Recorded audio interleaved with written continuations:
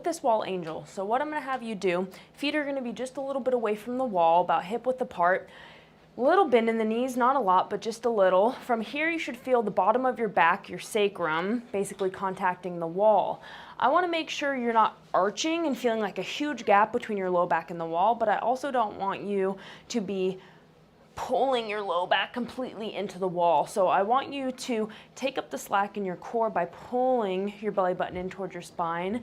You can feel your pelvic floor contract usually a little bit with that as well. If not, and you're struggling to feel this, take up the slack in the pelvic floor. It'll feel like a really gentle Kegel. You should feel that lower core turn on, and it may be easier to pull that belly button in.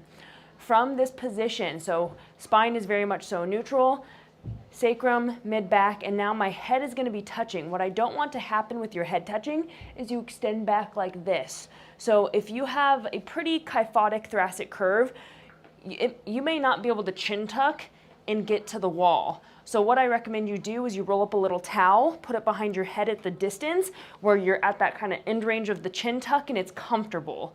So if you have the neck range of motion though, you're going to chin tuck straight back. It'll feel like you're giving yourself a double chin, of course.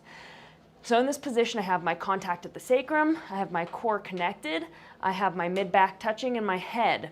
Now from this position, I want to kind of pull my scaps down and back. From here, going to come to this position. Now with everything staying on the wall, the second I want to come to here, my low back wants to arch. So make sure you really keep that connection through here and you aren't arching through any of this movement.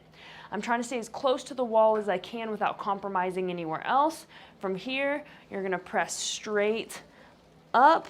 Goal is, if you can, to get those elbows straight. If you're not there yet, that's okay. And if you're not against the wall yet, that's okay. Just keep feeling like you're pulling back towards the wall without letting this arch forward.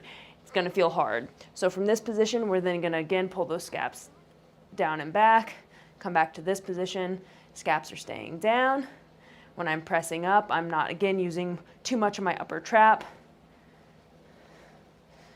Pressing straight up. I should feel this actually in my mid-back.